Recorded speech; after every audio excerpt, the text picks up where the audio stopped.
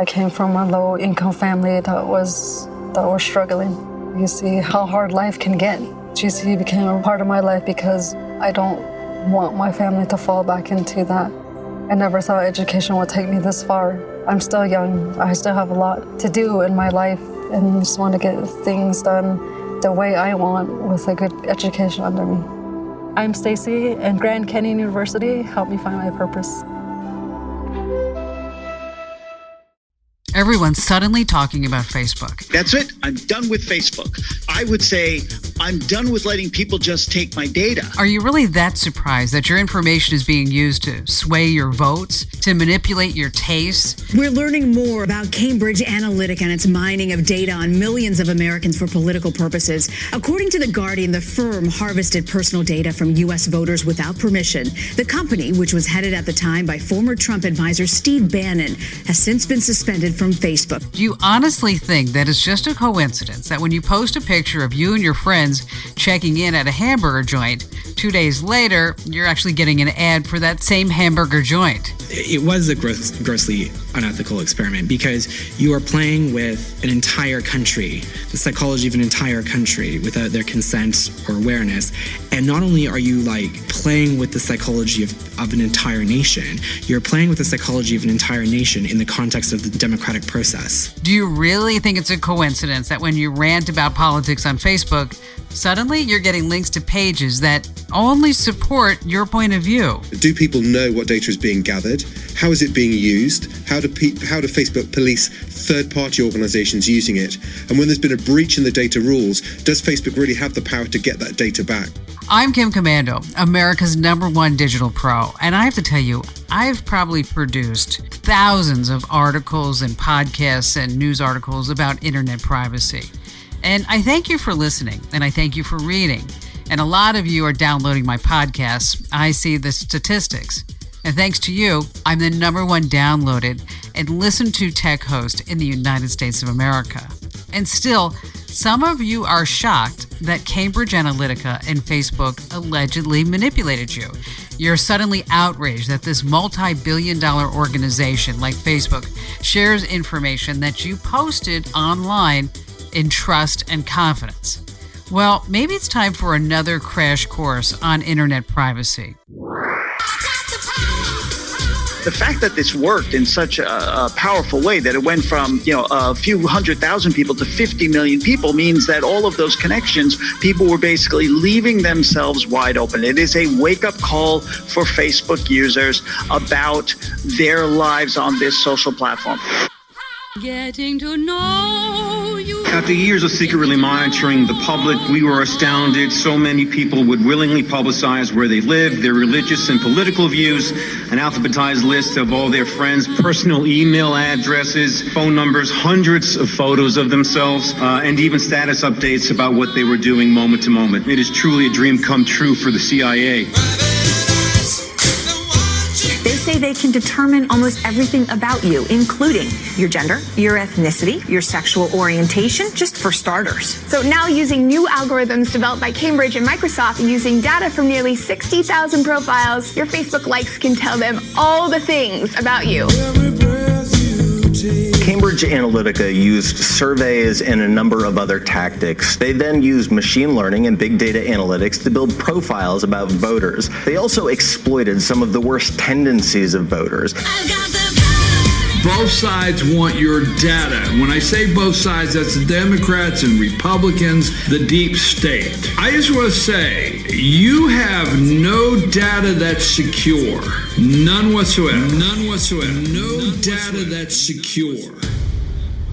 When Chris Wiley, the former research director at Cambridge Analytica, admitted that they exploited Facebook to harvest our profiles, and they built models to exploit what they knew about us by targeting our inner demons, those are his exact words, by the way, Facebook users started abandoning the ship as if they didn't know. You have to realize that when you get 100 likes on a post, someone outside your inner circle is taking notes.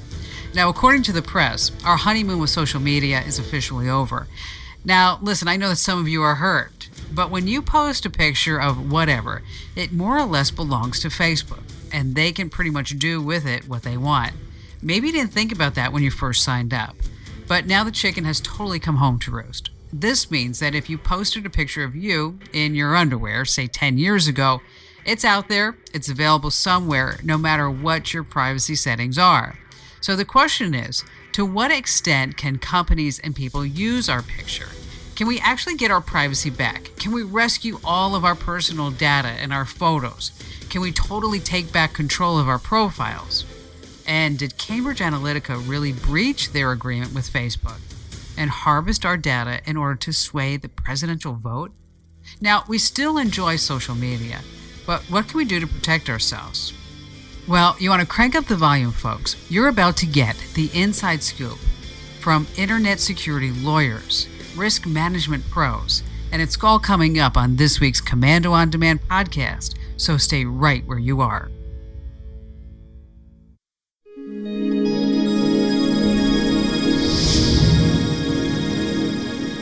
As I've been going through my listener email the last week, a lot of people are asking the question, why? Why would anyone be interested in your life to the point where they're spending billions of dollars trying to actually get to know you? Well, to answer this question, let's talk about power. Here's power for you. We Are Social published a report just a few months ago. And did you know that there are over, wow, the number's just astounding, 2.1 billion active users on Facebook? That means almost a third of the people in the entire world have given their personal profile and identities over to Facebook. And that means Cambridge Analytica and all their associated apps can access your data if they want to. Now, based on your likes and emojis, they pretty much have your entire psychological and financial profile all documented, not to mention your entire dating history back to the Stone Age. They know what makes you tick, and they know when you're awake. They know if you've been bad or good, kind of like Santa Claus. But if you're good for goodness sake, the only gift you get is very, very targeted advertising and marketing. The dark side to all of this is that they can now use your information to gain political power.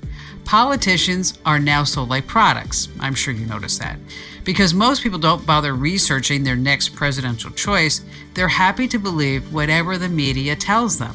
So, is this whole privacy rights mess our fault? Or are platforms like Cambridge Analytica and Facebook to blame? Well, let's find out. This is a good time to enter a roundtable discussion with Jonathan Silva.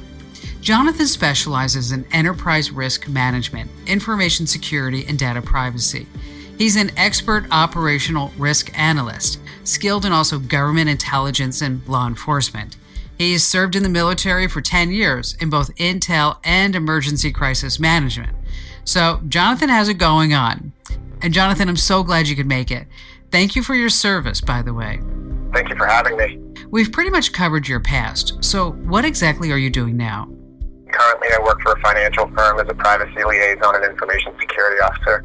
Sitting across the table and across the nation from me is attorney Rafael Perez, owner of the Bricknell IP Group. Rafael's expertise is in patent, copyright, trademark, web, social media regulation, and property acquisition agreements.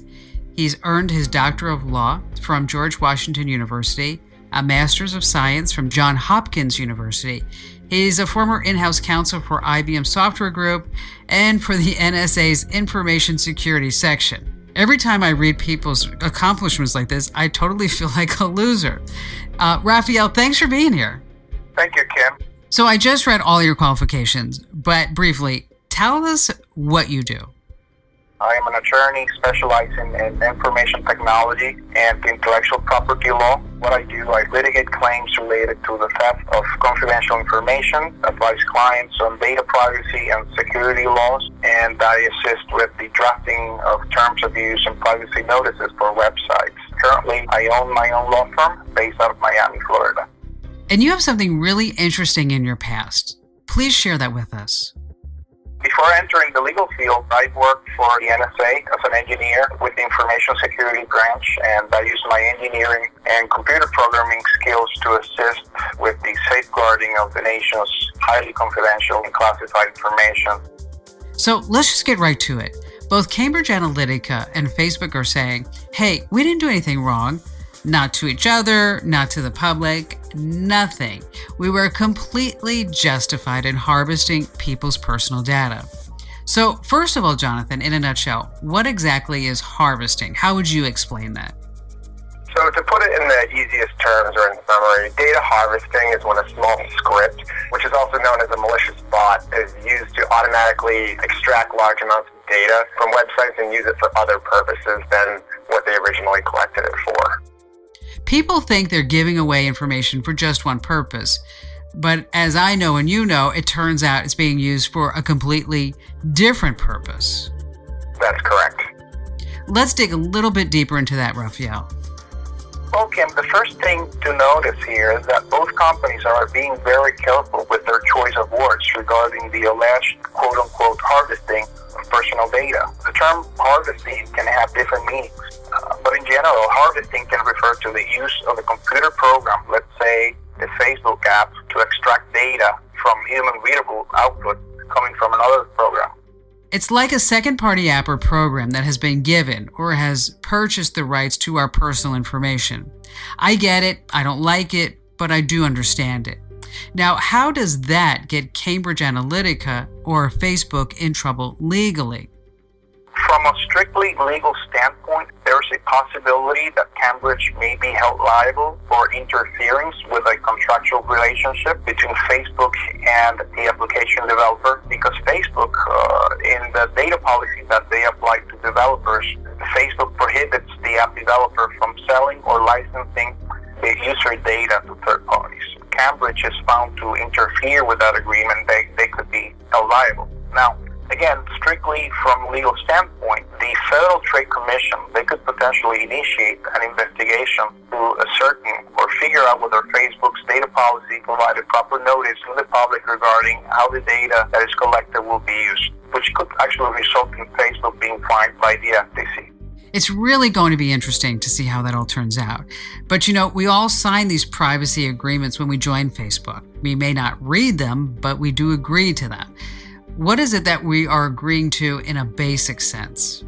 Facebook can record access to information through things that are shared, liked, and actually do a lot of that when you're not even logged in. So there's kind of a lot more going on in the background that you could be agreeing to that you don't know. I have to tell you, Jonathan, I've been warning people about this for so many years. Facebook is fun, but their privacy agreement is really, really long. And I don't think people know what they're agreeing to when they actually sign it. Absolutely not. I don't know of a single person that actually takes the time to read, and I actually counted the number of pages. It's a 15-page document. That's only their data policy. The terms of use is about a 6-page document. So overall, spending time reading 21 pages of legalese is something that probably not even attorneys do. Right. I know most of us have always seen these large privacy agreements, and I'd also like to say that Facebook's privacy policy specifically is over 8,000 words, and I'm definitely lowballing it. An everyday user who signs on to a number of different applications and they just accept these privacy policies to upgrade their phone or other terms and conditions most likely isn't sitting down to read the entire policy. With that said, in your opinion, having not looked at the case files, do you think that Cambridge and Facebook did anything wrong, or did we, the people, just give away our rights to all of our privacies? I think it's kind of a mixture of both. We're in the new age of information, and it's growing at an exponentially large rate. And the privacy laws, as I mentioned a little bit earlier, really aren't keeping up with these changes. There's a lot of things going on overseas with the GDPR, which is the general privacy regulation going on in the EU. I feel that the United States is next. But Facebook gives the option to make your profile private or, on the other end, all public. Someone may not even have a Facebook account, actually, and they can obtain that information through different web applications, games, or frequently visited websites. Personally, I feel like Facebook did a decent job at explaining in their privacy policy how your data may be used. But with that also being said, it's very vague in some areas. Okay, so the law is vague in some of these areas. But up next, let's take a look at the possible ramifications for Facebook and Cambridge Analytica.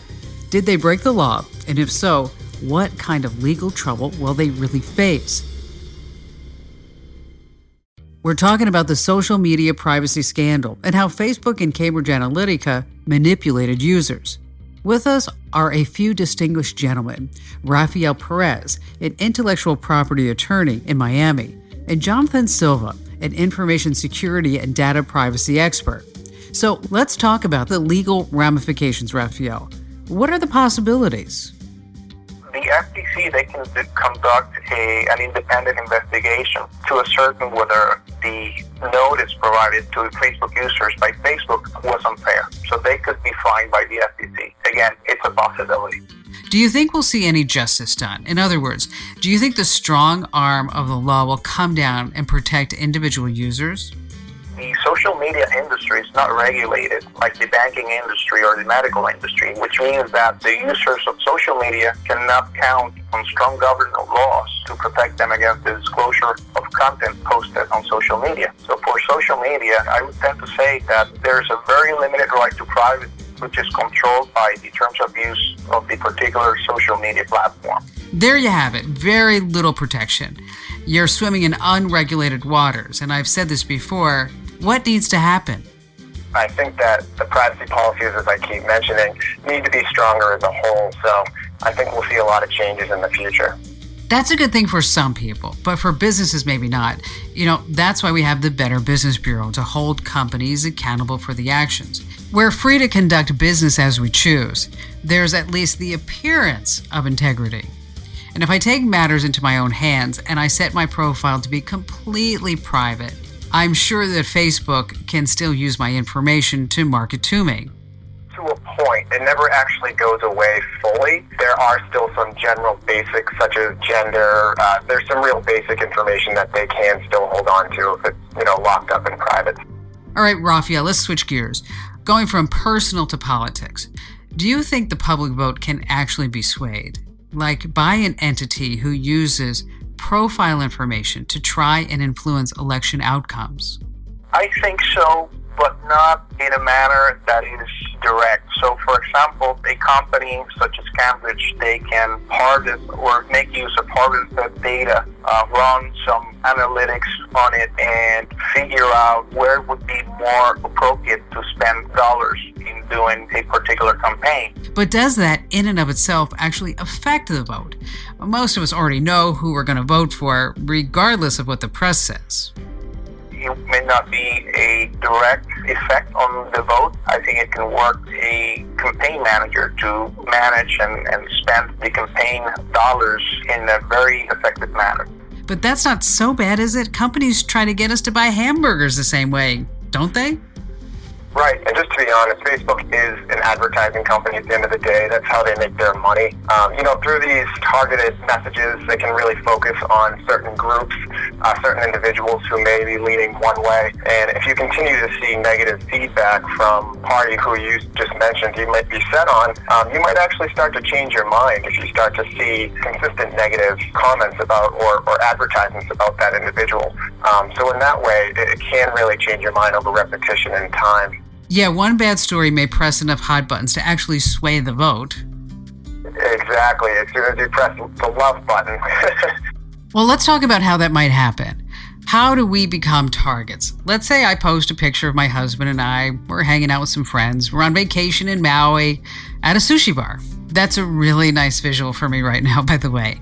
And I know from experience that I can expect to see an ad for that sushi bar somewhere down the line.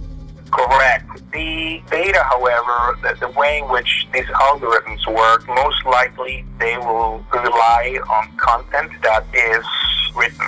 Trying to extract data from a picture, that would take a lot more work, but potentially that could happen. Now, if you have a comment, or if anyone else posts a comment, then it's easier just to gather intelligence from the comments. And on the terms of use of many social media sites, if you actually make your content publicly available, then that's fair game. Any advice here, Jonathan? The first thing that comes to my mind is now that's public. Facebook affiliates have the ability to use that for their marketing purposes, and someone with a large following such as yourself, You take that picture and now you can use that. It kind of looks like you may be a brand ambassador to that specific brand. Also, if you tag all those individuals that you're with, now that actually expands that information or the contacts for all of those people for that specific ad as well. The first thing that actually came to my mind was a little bit separate, was even checking in at an event like this shows you're on vacation, which is another security issue. Now everybody knows your house is empty, while you're on vacation. What you say about tagging people is interesting. You're not doing anybody any favors by tagging your friends, that's for sure.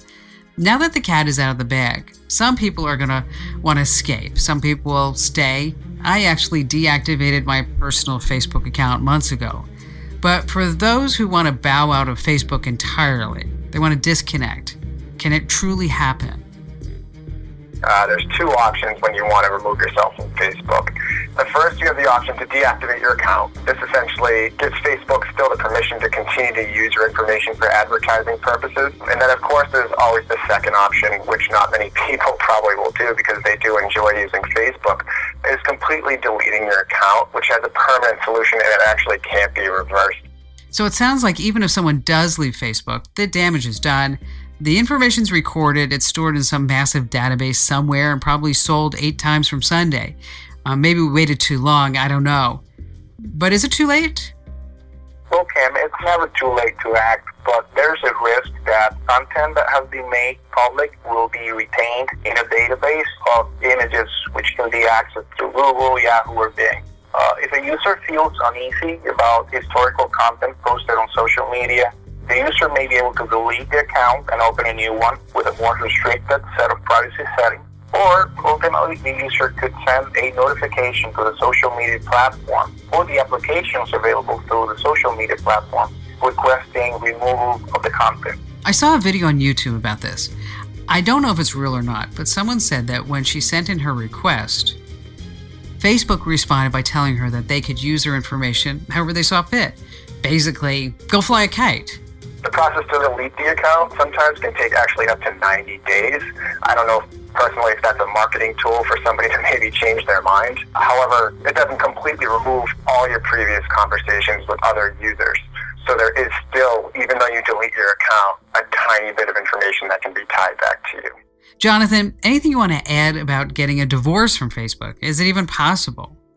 Now, of course, there's always the option to move to the mountains and throw everything into the river, but that's not very practical. Everybody is very social media embedded at this point. But there are a few things you can do. Facebook, through the Messenger app, now has a private message you can send, which is actually encrypted from one end to the other end. There's browser extensions you can actually use. There's free websites so that cookies actually can't track you. And also be aware of the phishing email, and it looks curious and tempting to click on, but as soon as you click on that, it could download some malicious malware to your computers. I do want to add also, companies to protect themselves. Boston College has a cybersecurity program now that the FBI is actually directly involved with, and the director was actually there last week. It's on cybersecurity governance and policies. So that's a huge program I did want to just give a shout out to because they're doing some great things over there at Boston College. And I went to Boston University, so it takes a lot for me to say that. Well, that's all good stuff. Thanks, Jonathan. But on a serious note, this is something everyone should be thinking about.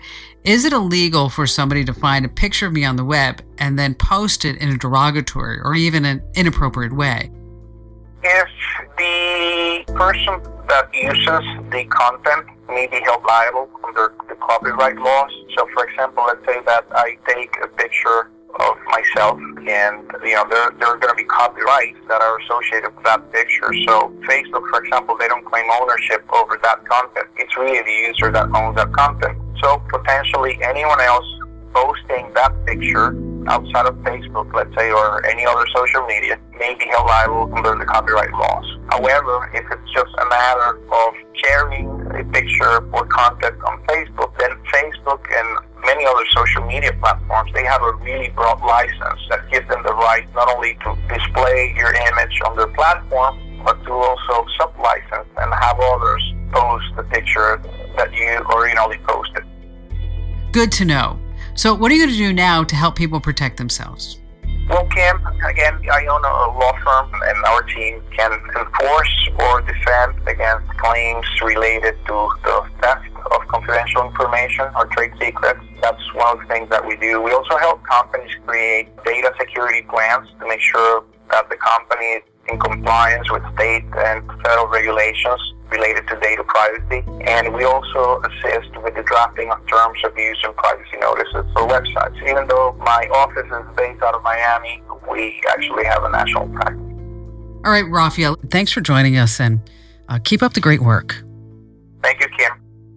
All right, Jonathan, I need you to stick around for just a sec. I was speaking with another lawyer about the upcoming privacy policy update that's supposed to happen around May 28th.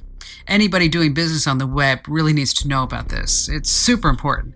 It could revolutionize online protection as we know it today. Can you tell us more about what's going on? Yes, yeah. So they're trying to do, in London specifically, that area, they're trying to do one privacy policy that really holds individuals accountable. The General Data Privacy Regulation, I believe, it's GDPR. It's a London privacy policy that's been set to come out for some time now. And it's really going to hold companies accountable for personal identifiable information that's collected. And this is a huge rollout. There's a lot of consultants right now in this space because many companies here in the United States also do work over there as well. There's a pretty high fee if you do not comply. So it should be interesting to see what comes down the line in May. But I certainly would take a look at the GDPR. Even if you just Google it, there's a ton of good information out there. Okay, you heard the man. Google it and learn a lot because May will be here before you know it. Thanks for joining us, Jonathan.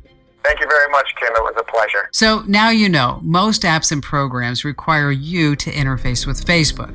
If you agree, they get total access to all of your contacts, your microphone, your camera, your posts, and more. Boom, just like that. But here's the catch. If you agree, you agree. You don't have to agree.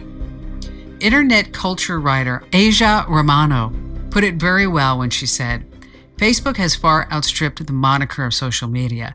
If we think about the internet as a global system, then Facebook is a global world power. With such global power comes monumental social responsibility, requiring major global leadership and oversight, as well as an increased self-scrutiny, accountability from Facebook itself. It does not, however, require you to quit Facebook. So we're talking about global leadership and oversight. Some think we need it, some say we don't. I lean towards learning how to protect myself without having to rely on the government or a larger entity. If they want to come in and help, fine. But I think the key word for all of us here is responsibility. After all, America is still the land of the free, last time I checked, and with freedom comes responsibility. No one can force you to join Facebook. But hey, if you don't mind being a target for all kinds of marketing, enjoy yourself, have a great time, live it up, so to speak. Because no matter how you shake it, social media, as we know today, still holds the most of the cards. But again, ultimately, a lot of this depends on you. Every single day, I post the latest tech news updates, scam alerts, buying guides, financial advisories, medical issues, plus a huge list of our most trusted tech products, all on the website at komando.com. I don't do it for my health, I can assure you. I do it so that you have daily access to the information that you need to live a digital, responsible life. So please take advantage of komando.com. Listen to the Kim Komando Show. That's my weekend radio show, so that nobody can take advantage of you. I'm Kim Komando, America's Digital Pro, reminding you that you still have a choice, and make it count today.